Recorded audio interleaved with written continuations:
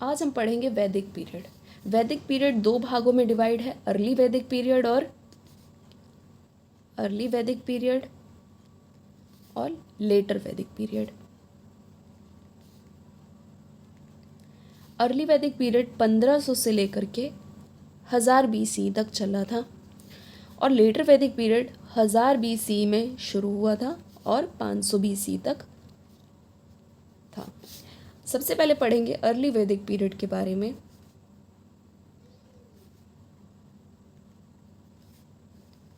Early वैदिक period में क्या हुआ था कि मान लो ये इंडिया है, सेंट्रल एशिया से आर्यंस जो थे वो इंडिया में आए। आर्यंस सेंट्रल एशिया से इंडिया में आए अर्ली वैदिक पीरियड में, मतलब वही मान लेते हैं 1500 BC के लगभग आसपास जो थे आर्यन थे जो वो सेंट्रल एशिया से इंडिया में आए। अब आर्यंस जो थे उनकी ट्राइब के अलग अलग नाम थे, जैसे भरत ट्राइब, पुरु ट्राइब, ये थे तो आर्यंस लेकिन इनकी ट्राइब का अलग अलग नेम था कि भरत आर्यंस थे, पुरु आर्यंस थे। ये इंडिया में आए, मेनली ये दो ट्राइब के आर्यंस जो थे वो इंडिया में आए। अब इंडिया में जो पहले से लोग थे उन्हें किस नाम से इन्होंने डिनोट किया 10 यूज़ के नाम से। 10 यूज़ जो थे वो ओरिजिनल इनहेबिटेंट थे, मतलब पहले से ही इंडिया में रह रहे थे। साथ ही साथ एक और ट्राइब इंडिया में थी जिनको इन्होंने दास कहा। एक तो थे दास यूज, एक थे दास। दास क्या थे कि अब भारत में सेंट्रल एशिया से आर्यंस 1500 BC में ही तो आए नहीं होंगे, पहले भी कुछ आर्यंस आए होंगे। तो जो पहले आर्यंस आए थे इंडिया में 1500 BC से पहले जो आर्यंस आए थे उन्हें इन्होंने दास कहा। दास क्या थे?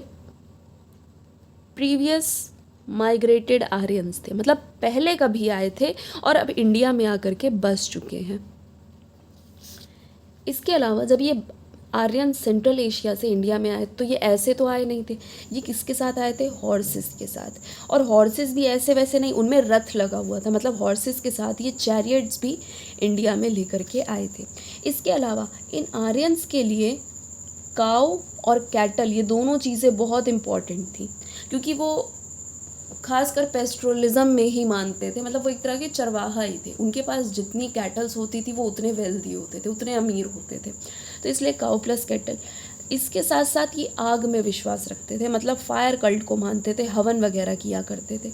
इसके साथ ये सोम एक ड्रिंक थी, उसे भी कंज्यूम किया करते थे। अब पढ़ेंगे हम इनका पॉलिटिकल सिस्टम कैसा था। अर्ली वैदिक पीरियड में पॉलिटिकल सिस्टम कैसा था? सबसे पहले होता था कुल। कुल का मतलब क्या होता है? फैमिली। कुल का मतलब क्या होता है? फैमिली। इसके हेड को हम कहते थे कुलपति। कुल के हेड को क्या कहा जाता था? कुलपति। अब बहुत सारे ऐसे ही कुल मिल करके क्या बनाते थे? ग्राम बनाते थे। बहुत सारे कुल मिल करके क्या बनाते थे? ग्राम। और ग्राम के हेड को ग्रामीणी कहा जाता था। अब ऐसे ही बहुत सारे ग्राम मिल करके क्या बनाते थे? विश बनाते थे। क्या बनाते थे? विश। और विश के हेड को कहा जाता था विशपति। ऐसे ही बहुत सारे विश आपस में मिलकर के क्या बनाते थे? एक ट्राइब बनाते थे। क्या बनाते थे? एक ट्राइब बनाते थे, जिसको जन भी कहा जाता था, और जिसका हेड कौन होता था? राजन। अब क्या होता था, ये जो राजन है ये वैसा राजा नहीं होता था कि मतलब सारी पावर इसके हाथ में आ गई, वैसा राजा नहीं। जैसे हमारे माइंड में एक राजा की भूमिका होती है, वो भूमिका इसकी नहीं होती थी। ये क्या होते थे? ये जो लोग आपस में होते थे, एक तरह से एक दूसरे से रिलेटेड ही होते थे, परिवार के ही लोग होते थे। कोई चाचा का बेटा, कोई मामा का बेटा, कोई किसी का कुछ, मतलब रिलेटिव्स होते थे ये। अब अर्ली वैदिक पीरियड में 3 तरह की असेंबलीज होती थी, 3 असेंबलीज। सबसे पहली होती थी विधाता। विधाता क्या होती थी? जनरल असेंबली होती थी।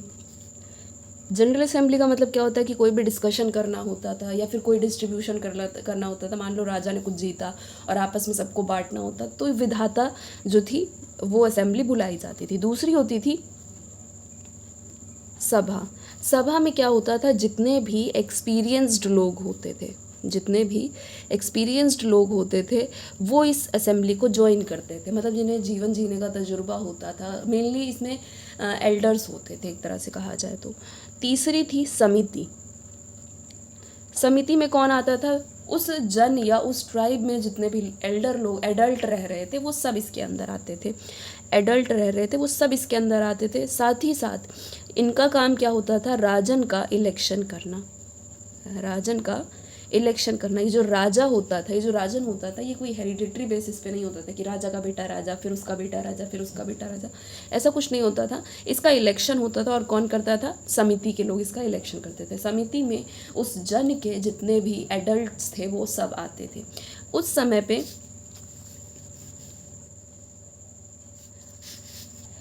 पे क्या होता था? कोई भी स्टैंडिंग आर्मी नहीं होती थी। क्या होता था कि जैसे किन बेस्ड आर्मी होती थी। कौन सी होती थी?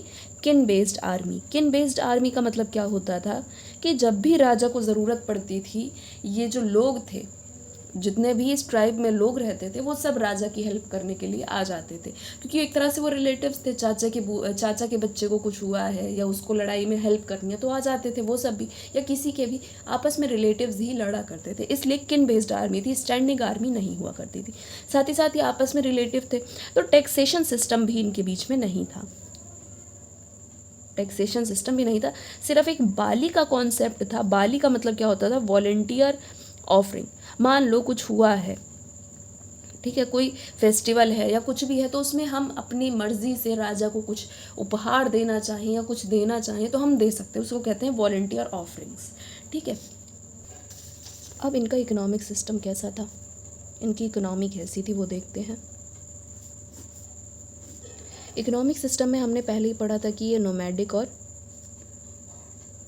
नोमैडिक पेस्टोरलिज्म को फॉलो करते थे। मतलब ये एक तरह से क्या थे? चरवाहा थे, कैटल्स को चराते थे। मेनली इनका काम, जो मेन ऑक्यूपेशन था, वो था डोमेस्टिकेशन करना, अलग अलग जानवरों को पालना। उसके बाद इसके साथ साथ एग्रीकल्चर भी करते थे, लेकिन वो इनका सेकेंडरी ऑक्यूपेशन था, उस पर इन्होंने इतना ध्यान नहीं दिया था। सेकेंडरी ऑक्यूपेशन था उनका। इसके अलावा ट्रेड की बात की जाए तो क्या ये ट्रेड करते थे? हाँ, ट्रेड करते थे, लेकिन किसके थ्रू? बार्टर सिस्टम के थ्रू। किसके थ्रू? बार्टर सिस्टम के थ्रू। साथ ही साथ लैंड रूट से ट्रेड करते थे। इकोनॉमिक सिस्टम में इससे ज़्यादा पढ़ने की ज़रूरत नहीं है, क्योंकि किसी तरह का टैक्स नहीं लिया जाता, तो टैक्स की कोई बात ही नहीं है। मेन ऑक्यूपेशन उनका यही था, चरवाहा थे वो।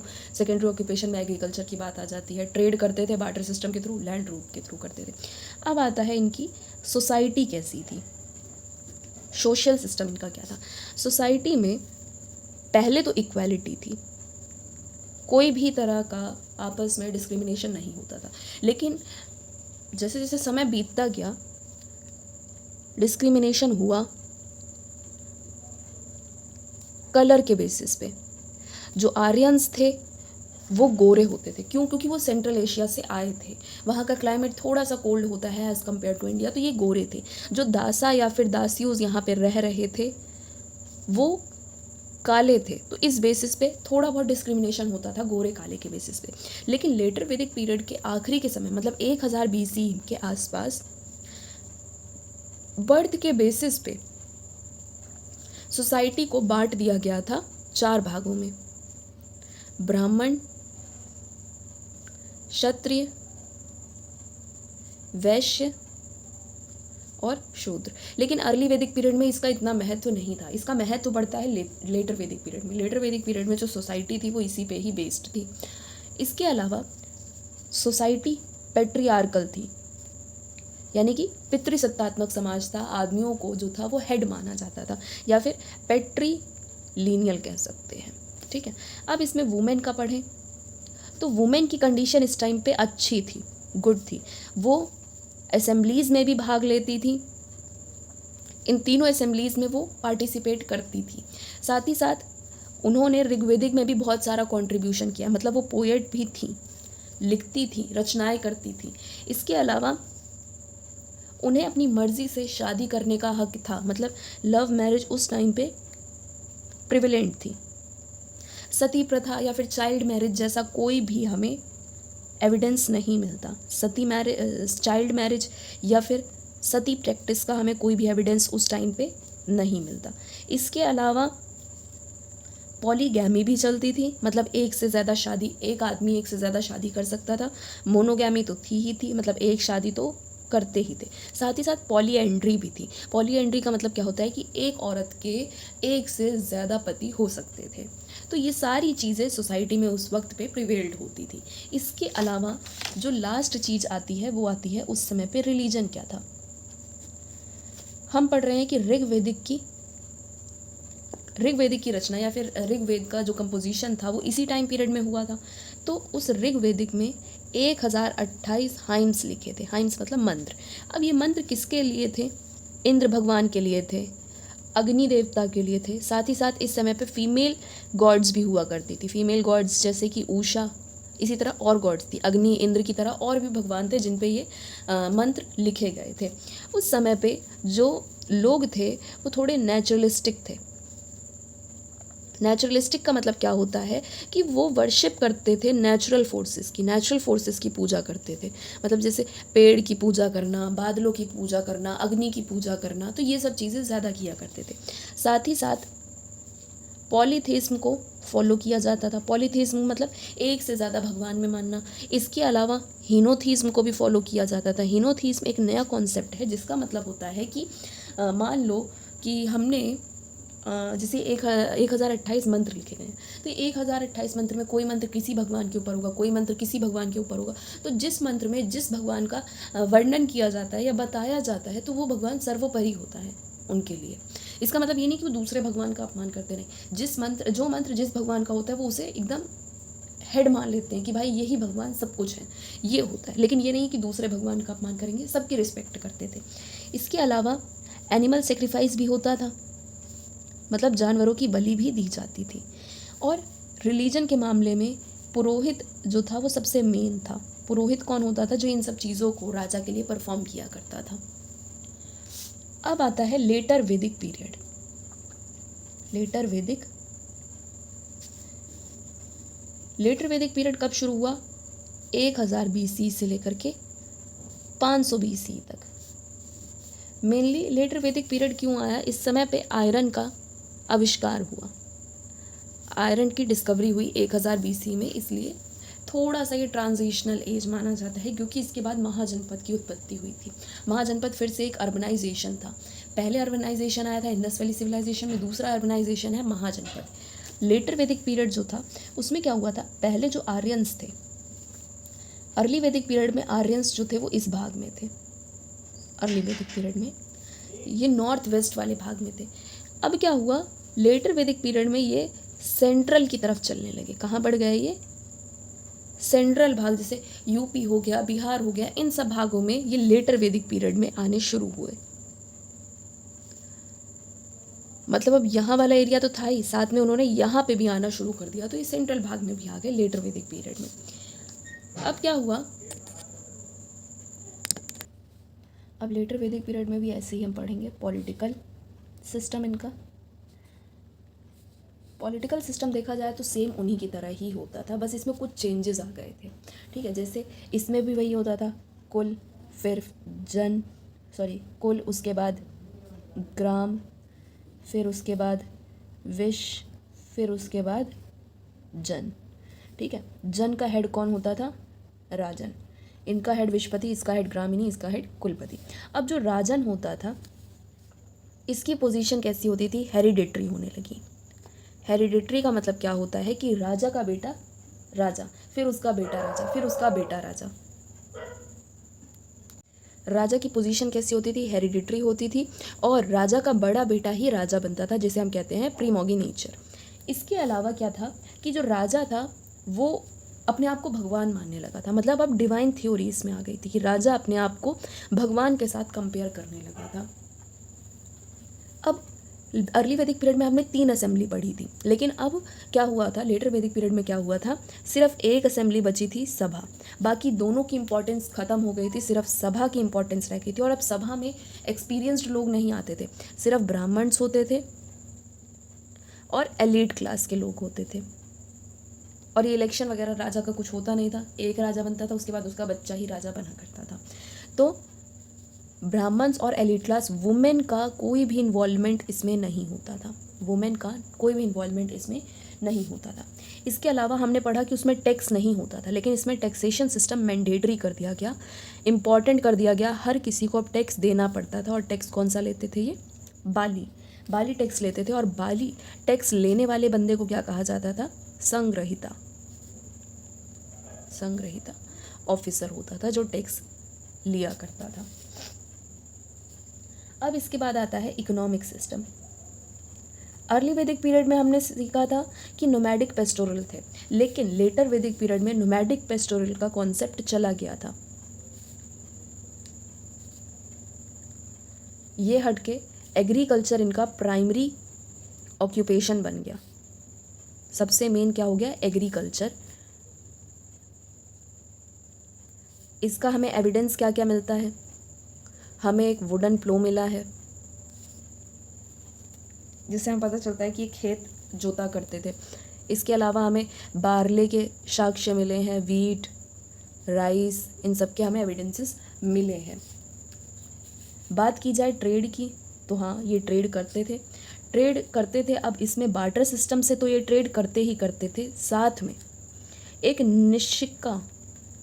निशिका वर्ड का इस समय पे एक कॉन्सेप्ट आया जो कि एक ऑर्नामेंट होता था। मतलब बार्टर सिस्टम के अलावा निशिका के थ्रू भी ट्रेड किया जाता था। इसके अलावा लैंड रूट से ही ट्रेड होता था, वैगन्स के थ्रू या फिर बोट्स के थ्रू भी इनका ट्रेड होता था। इस समय पे एक पोट्री कल्चर भी आया था। ये कौन सी पोट्री बनाते थे? PGW, painted ग्रेवियर। हमने उसमें पढ़ा था कि लेटर अर्ली वैदिक पीरियड के लास्ट वाले फेज में जो बर्थ के बेसिस पे जो एक क्लास का डिफ्रेंसिएशन है वो शुरू हो गया था। मतलब कि ब्राह्मण, क्षत्रिय, वैश्य। तो इस समय पे ये पीक पे था, ये सिस्टम जो था वो पीक पे था। कौन सा? ब्राह्मण सबसे सुपीरियर थे। उनके बाद आते थे क्षत्रिय, उनके बाद आते थे वैश्य, और सबसे लास्ट में जो थे वो कौन थे? शूद्र। जो ब्राह्मण थे उन्हें वैदिक नॉलेज थी, वैदिक नॉलेज। जो क्षत्रिय थे वो खासकर वॉर के लिए जाने जाते थे कि ये लड़ाइयाँ लड़ते हैं, साथ ही साथ रूलिंग क्लासेस में भी यही आते थे। वैश्य जो थे वो कॉमन मैन थे, कॉमन आम आदमी थे। ये क्या करते थे? टैक्स पे करते थे, एग्रीकल्चर करते थे, साथ ही साथ इनका काम था कैटल रियरिंग करने का और ट्रेड किया करते थे। जो शूद्र थे ये मैनुअल टास्क किया करते थे, मतलब इन तीनों की हेल्प किया करते थे। एक तरह से जो ब्राह्मण थे, क्षत्रिय थे, वैश्य थे, इनके रक्षक थे ये शूद्र। ठीक है। शूद्र जो थे उन्हें उपनयन करने का अधिकार नहीं था, गायत्री मंत्र का जाप करने का अधिकार नहीं था। साथ ही साथ इनके भगवान भी अलग होते थे जिन्हें हम पूषान के नाम से जानते हैं। ठीक है। सोशल सिस्टम में ही पढ़ें तो इस समय पे एक स्लेवरी सिस्टम भी चल गया था, दास प्रथा। इसके अलावा एक चंडाल्स नाम की भी ट्राइब आ गई थी जिन्हें हम अनटचेबल्स मानते थे। छुआछूत का कॉन्सेप्ट भी इसमें शुरू हो गया था। अब सोशल सिस्टम में ही देखें तो लेटर वैदिक पीरियड में हमें कहा गया कि 4 स्टेजेस होते हैं ज़िंदगी जीने के, 4 स्टेजेस ऑफ लाइफ। सोसाइटी इस समय पे भी पैट्रियार्कल थी, पैट्रिलिनियल थी। ठीक है। अभी इसको रुक के वुमेन की कंडीशन भी पढ़ लेते हैं। इसमें वुमेन की कंडीशन जो थी वो इस समय पे बैड हो गई थी, ख़राब हो गई थी। पॉलिटिकल इन्वॉल्वमेंट उनसे एकदम छीन लिया गया था ना, वो सभा में अब कोई भी उनकी सीट नहीं होती थी, पॉलिटिकल इन्वॉल्वमेंट ख़त्म हो गया था। पॉलीगैमी, मोनोगैमी, पॉलीएंड्री अभी भी चल रहे थे। पॉलीगैमी, पॉलीएंड्री अभी भी चल रहा था। इसके अलावा चाइल्ड मैरिज और सती सिस्टम भी शुरू हो गया था इस समय पे। अब पढ़ेंगे कि 4 स्टेजेस ऑफ लाइफ के बारे में क्या बताया गया। 4 स्टेजेस ऑफ लाइफ जिसे हम आश्रम भी कहते हैं, वो क्या था? पहला ब्रह्मचर्य, दूसरा गृहस्थ, तीसरा वनप्रस्थ और चौथा संन्यास। इम्पॉर्टेंट है, ये पूछा जाता है इसलिए हमें पता होनी चाहिए। इसके अलावा एक चीज़ और इसमें रहती है, वो ये है कि गोत्र सिस्टम भी आ गया था। गोत्र सिस्टम भी सोसाइटी में शुरू हो गया था। अब पढ़ेंगे थोड़ा सा इसके रिलीजन के बारे में। ऋग्वेद उस समय पे कंपोज हुआ। इस समय में क्या हुए, 3 वेदों का कंपोजिशन हुआ। कौन कौन से? यजुर्वेद, सामवेद और अथर्ववेद। यजुर्वेद में हमें यज्ञ से रिलेटेड चीज़ों के बारे में पता चलता है कि कैसे यज्ञ किया जाता है, कौन सा यज्ञ किस भगवान के लिए होता है, वो नॉलेज हमें किससे मिलती है? यजुर्वेद से। सामवेद में हमें म्यूज़िक के ऊपर सब कुछ बताया गया है कि कैसे जो सा रे गा मा पा धा नि सा, इसकी उत्पत्ति कहाँ से होती है? सामवेद से। फिर आता है अथर्ववेद। अथर्ववेद में काला जादू, बीमारियाँ, इन सब चीज़ के बारे में बताया है। Magic, charm, diseases.